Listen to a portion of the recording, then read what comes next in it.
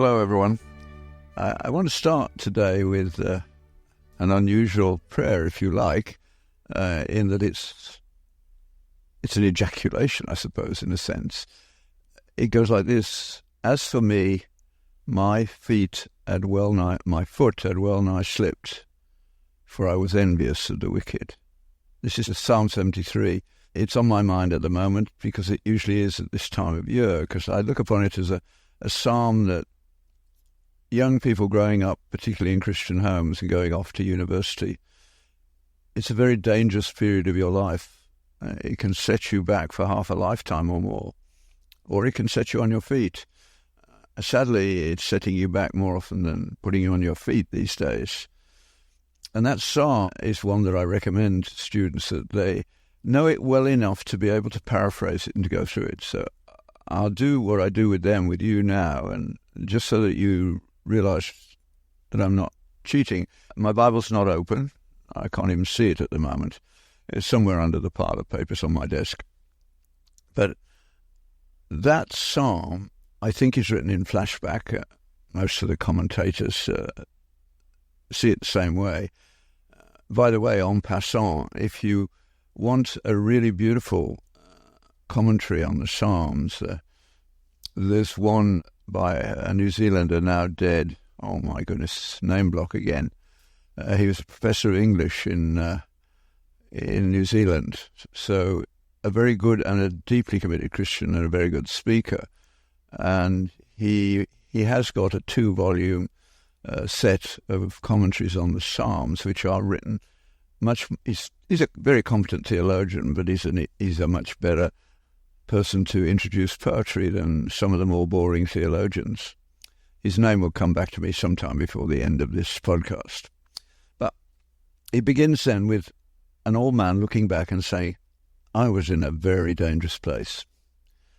I was about to lose my way completely. And the reason? I was envious of the wicked." One of the things that Christians coming from naive backgrounds particularly, but in general, the great blessing of that background is most of what matters to you most, you don't even think about. It's been put into you simply by being there. The rest of the world doesn't have the same base. The problem with many young people today is they have no depth, as I said in the last podcast, quoting Freya India, that they are without guardrails, without guidelines. That's what she thinks she covets, but she covets something a bit bigger than that, really, if she understood. And we don't understand because we don't need to. I grew up where it wasn't acceptable, as I learned as a very little boy, not to tell the truth. So that was inculturated in me. It was a default. Years later, one paper that I wrote that saved a lot of lives should have had my mother's name on it, because it was only a deep commitment to truth that allowed me, or forced me, would be better, to take account of a little group of outlying dots on a graph. The main graph showed what I was looking for, what I hoped would be the case, and in general it was. And the modern scientist, having got a paper that they can publish, and sometimes having written one they didn't even do the work for, wouldn't bother with outliers. We have a sort of 5 standard deviation rule. It must have been a mistake of some sort. Something went wrong. Just neglect it. But I didn't, and that saved lives. And the reason was that I had no reason to neglect it. If something went wrong, I ought to know what it was. I don't think anything did go wrong. And it's a long story, not today. But it ended up solving the final problem in the treatment of severely malnourished children, which is late deaths. A small percentage of malnourished children die 2 or 3 weeks after we first get our hands on us. We used to be able to say, late 70s, that if we kept a child alive for 6 hours when we got our hands on it, it would survive and would recover. But there was this little group of a few percentage that didn't. They died very quickly, unexpectedly, and for no apparent reason, just as they were starting to grow. That addiction to truth led me to a series of thoughts which ended up solving that problem. That was a gift from my background. We didn't lie to one another. We didn't lock our doors. all the things, you could take the Ten Commandments and go down them, and I wasn't taught the Ten Commandments. I imbibed them in practice. There's a lovely comment from the great German mathematician, philosopher, altogether extraordinary man who was at Cambridge at the same time as G. Moore and Bertrand Russell, who famously said to those two great philosophers when he defended his PhD, he said, "I don't suppose either of you understood what I was saying." But he makes an extraordinary comment in a paper I came across in the last week or two when he gives a lecture on ethics. And he says, ethics cannot be taught. And that's stopped me in my tracks, because it can't. And we'll leave that hanging. I'm going to come back to that in the second half. So, back to Psalm 73. What this man had was a way of looking at the world which was good, morally good, and actually theologically and philosophically good. But he hadn't worked that out when he was a young man. He just grew up like everybody else. But when he looked around, he was envious of the wicked. At least he called them wicked. We call them celebrities now. And they're not all wicked, of course, but the ones that gather great followers on various bits of the web, they're working on some sort of strange envy, and they're setting standards or planting ideas which are very destructive, especially to young women. The young men are not so much caught out by trying to look like someone as playing silly games half their life, to which we easily become addicted. None of that happened in the time of Psalm 73, which was probably written either in or shortly after the Babylonian episode. They'd had a bad time, but they were recovering. And he says he didn't know what to do about it. He said, and university today, the cheats are winning. We know there's an awful lot of cheating. We have no idea how to deal with it. We don't even know how to deal with the scientific literature, which now has a significant amount of fabricated data. And even when somebody finds evidence of it, if they are brave enough to take it on, fortunately there are organizations doing something about this, but it's going to take 2 or 3 years, and threats of lawsuits and everything else for obvious reasons. That's where we're at. But it wouldn't be unreasonable to say a good percentage of the scientific literature, if not fabricated, has been manipulated to a degree. Evidence-based medicine is a lovely phrase, but it has little backbone. Medical students are taught, and doctors say, well, I follow the evidence. Absolute rubbish.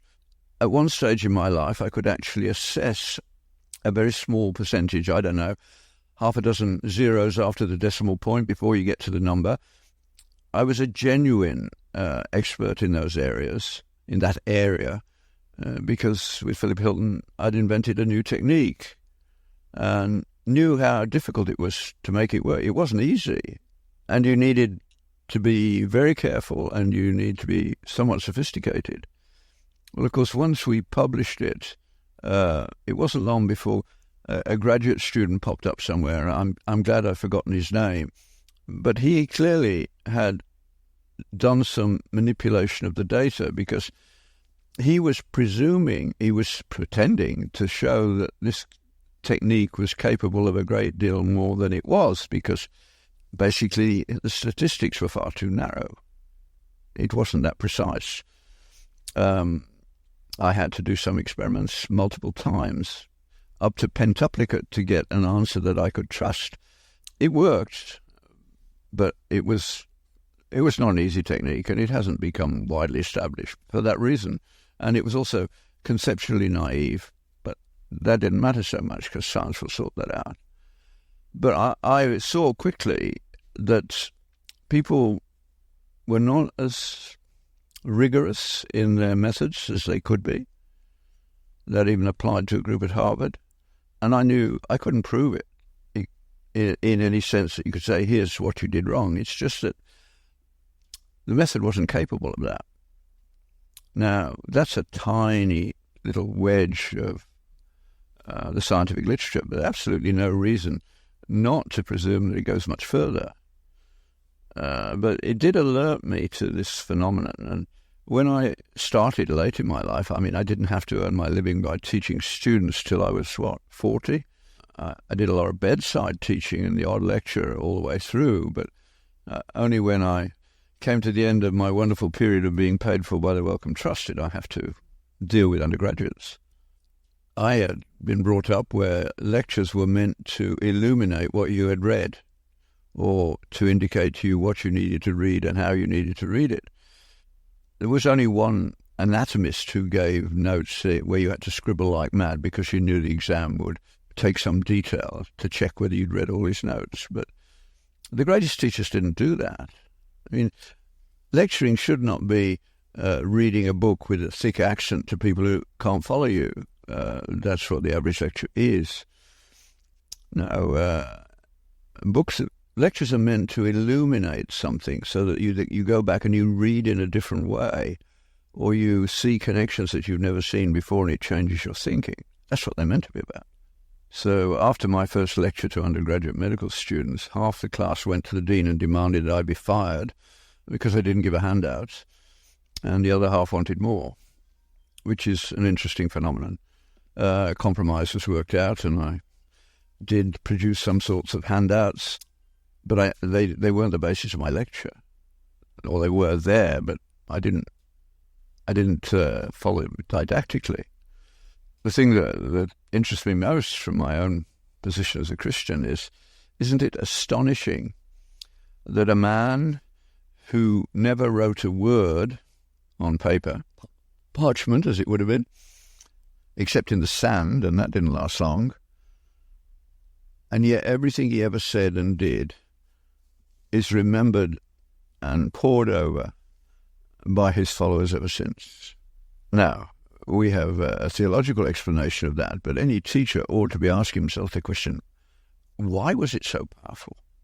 One of the things that's very clear is he either does something or he tells a story, and then he builds truth that is under that story out into the vision of the reader, if they're searching. And it's a remarkable phenomenon. That's what Wittgenstein was getting at. He said, the Western world's education system, you look at how much information you're taking on board now. That's the first level. And many of them stop at that level. They never get beyond information. But information isn't any use until you can turn it into knowledge, which is a much deeper level. I usually say a medical student is a storage system for information. A good resident is beginning to turn it into knowledge. You hope that whoever looks after you at the end of your life has got wisdom attached, but the odds are dropping very rapidly. I was aware of that. And I also knew that because of the reductionism that showed up when the university tried to teach ethics, because I didn't know about Wittgenstein at that point, but he's absolutely right. You don't gain any knowledge when you come up with ethical principles. You gain a system of description, but you're not discovering some new thing. You already know it. But that's the point of being a human being, the difference between human beings and animals. We have what Polanyi called tacit knowledge, what Newbigin called tacit knowledge in the English language, but he got it from Polanyi, who was Hungarian. That's things that we deeply know, but cannot properly and reductively describe. The easy example for the vast majority of people who have a spouse or equivalent in their lives is that you can recognize that spouse from tiny bits of who they are. You say, oh, that's got to be Sally. And sure enough, it is. How do you do it? You don't know. We don't know how we do these things, but we cannot deny their reality. And it's important that you cherish that bit of your own life, that you know things that other people cannot take away from you. It's personal knowledge, But that doesn't make it subjective, because it's about the most real things like fidelity, trust, love. But you see, what happened beginning around the 13th century is that we became enamored of measurement. Not a bad thing to do, and it certainly put to bed some very unworkable hypotheses over the next few years. But we always tend to trust our own discoveries more than we should. We're not very good at being self-critical. And so most people would buy that if the science says it, it must be true. And that is not true. What has been said under the name of science over time has almost invariably changed. It's provisional. COVID was all about that. It was claiming an authority that was not legitimate, in my view. So if you have bought that view, the worst part of it is it has no space for these subjective things. And so instead of asking yourself why and then realizing these subjective things have got some interesting properties, you are reduced. I became a reductionist in a few weeks in university without the word being used. And it took me years to begin to understand how dangerous it was. And what it meant was that students were only concerned with grades. They were not concerned with learning. And you can say that. You say it to any of your children, grandchildren, whatever, or students who are currently in university and say, you got an A in an exam just a few weeks ago. Could you sit down cold and do that exam again and get an A? And the answer is no. Because it wasn't at the level of knowledge, it was at the level of information recall, because that's what we can easily measure and test. And you add to that human empathy, and you have a real disaster on your hands. Because as people who were much more into the empathetic end of life took over the curriculum committee, for instance, or the examination assessment committee, or whatever you call it, they would look at a multiple choice exam, and then they would weed out any question that only 3 or 4% of the examinees got right. And from their point of view, that wasn't a useful question. For me, that was the question that mattered most, because I was most interested in those that answered questions that other people couldn't, because they were asking questions that other people didn't. The people who knew their mark for everything but didn't know what they'd learned, what on earth do you call that? But that's where we've got to. So I knew they were marks orientated, and then I discovered very clearly that cheating was a racket and it was well organized. I didn't know what to do about that. And so I began teaching and examining in a way that made cheating of no value, which meant I had to teach people how to take a text and read it properly, reduce it to its bare bones so that you understood the structure, and then put it back together again. That's real learning.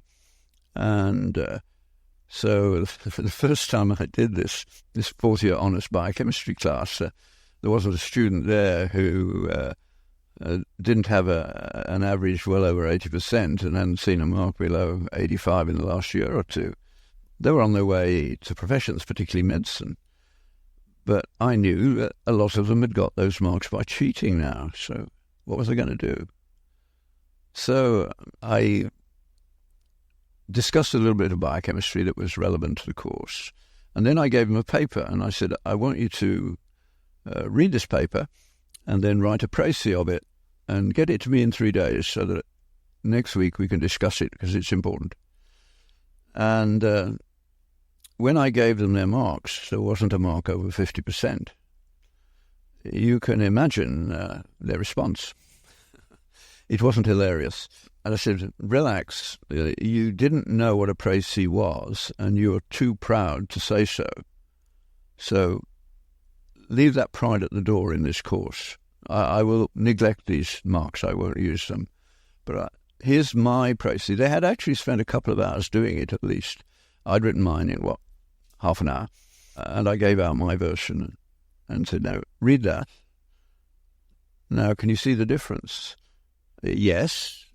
Can you see what the difference is? No. So then I taught them the classical approach to learning a text. I mean, for the medievals, if a bright young thing arrived at university, a male in those days, they would say, well, you're just in your early 20s, you're not old enough to know anything important, but let's see if you've got a good mind. And they would give you a text which everybody knew was important, but also difficult, say like Wittgenstein would be, and they would send you away. And your master's thesis would be to write a précis of that text.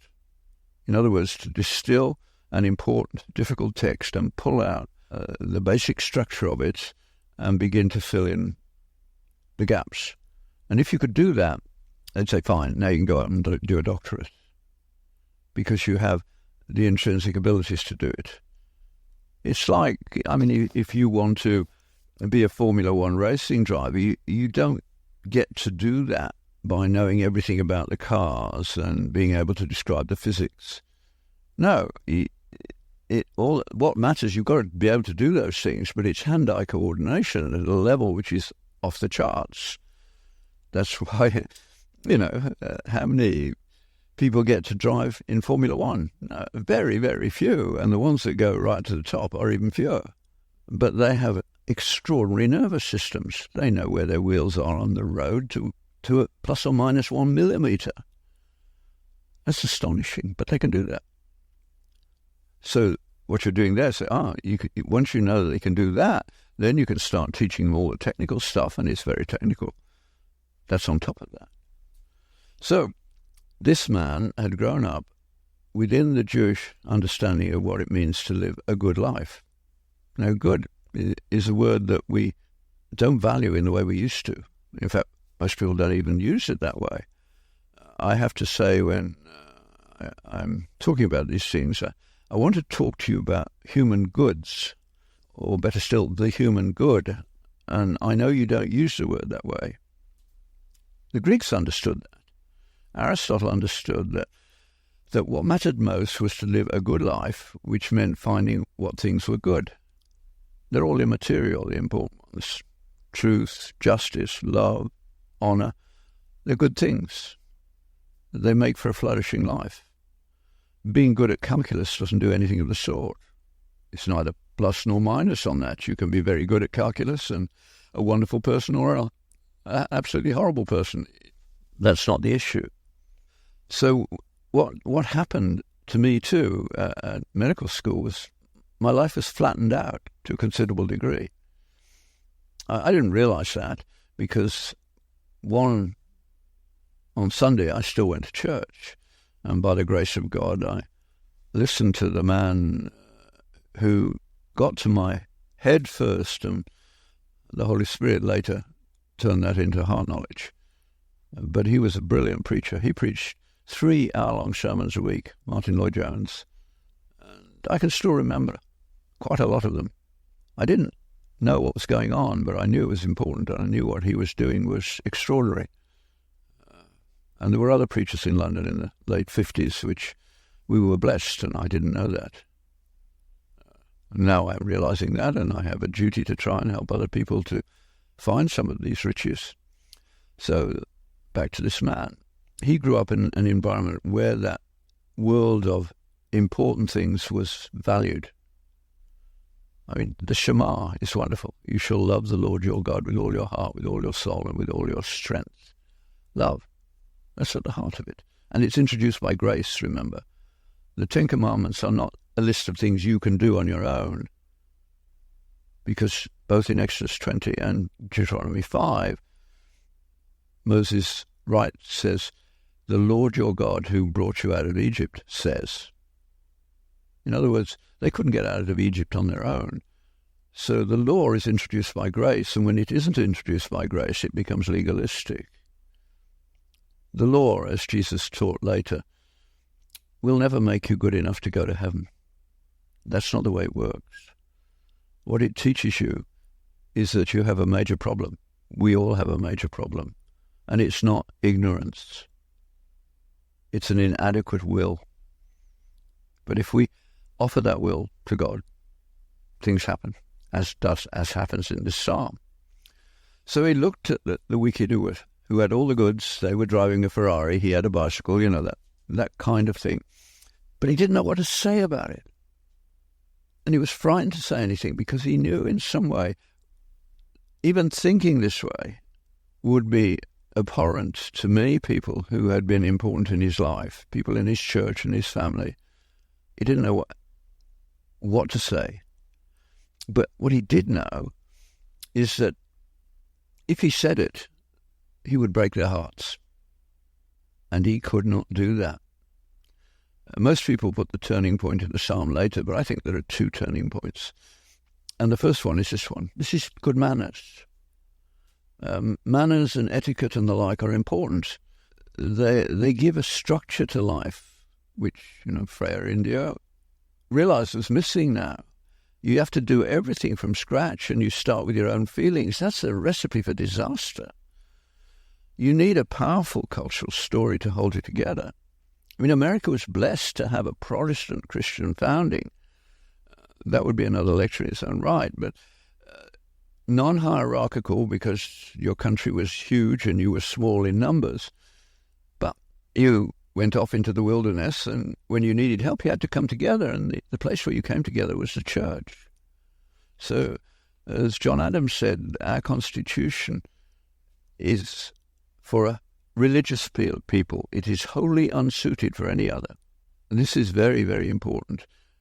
The question you need to ask of yourself and of your friends is, when they say you ought to do such and such, you say, what are you presuming before you say ought?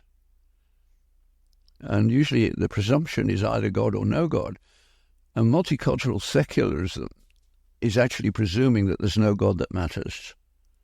Well, they need to prove that.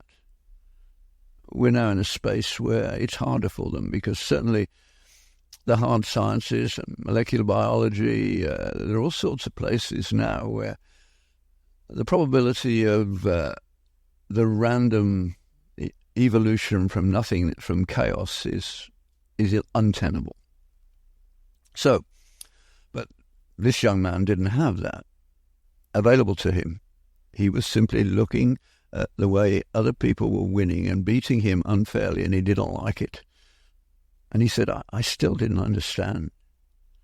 And then the major turning point in the psalm, he says, it wasn't until I went into the house of the Lord and I saw that their feet were in slippery places. They weren't going anywhere that you wanted to go. I was a fool, O Lord. But now you have brought me back to understand who you are. And this is the first psalm that I'm aware of, I think, where there's a real sense of eternity. You will take me with you to be in glory with you. It's an extraordinarily beautiful psalm. And I think for young people going into a militantly secular environment, which pretends to respect religion without realizing that there are real consequences, having it as something that you can go through when your head hits the pillar on a particularly bad day, and that man and his story can help you. I hope that this little set of musings by me will help you along in that way. We'll be with you.